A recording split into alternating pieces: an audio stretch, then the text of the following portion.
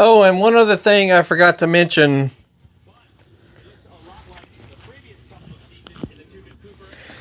After you pull the case halves together, this happened to me.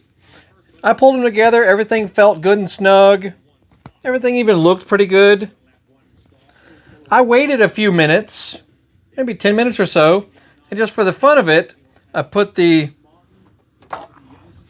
fabulous crank installer on again, and I was able to pull it in even more. So I'm not sure, but it was actually rather easy to pull just a little bit more on both sides. So you may want to try that.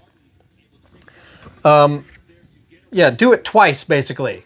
That'll make sure everything is good and snug. It could have been just because it needed to work itself together a little bit. Who knows? I'm not sure. All I know is I did the tool twice and got a nice result. Anyway, just wanted to throw that out there real quick. Watching Loretta Lynn's 2, we're going back basically to the previous rounds of AMA Motocross this season because we didn't get all of them on our channel.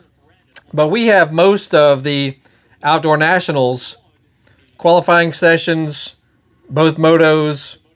We've got those on our channel, so check it out. If you're into pro motocross, we've got them. And we'll have the rest of them coming up soon. We still got Loretta Lynn's 2. We got Iron Man to do as well. So that'll come in a few days because the stuff is kind of time consuming. We actually edit out all the fluff and stuff and all the triggers that get blocked and demonetized and all that. We take all that out because we want it to be monetized, as you might expect. So anyway, be on the lookout for that. And just search our channel for AMA Motocross and you'll find all kinds of stuff. Like all kinds. Anyway, that's it. Just want to throw that out there. Y'all have a good evening. See y'all. About to have some pizza and watch some motocross. See y'all.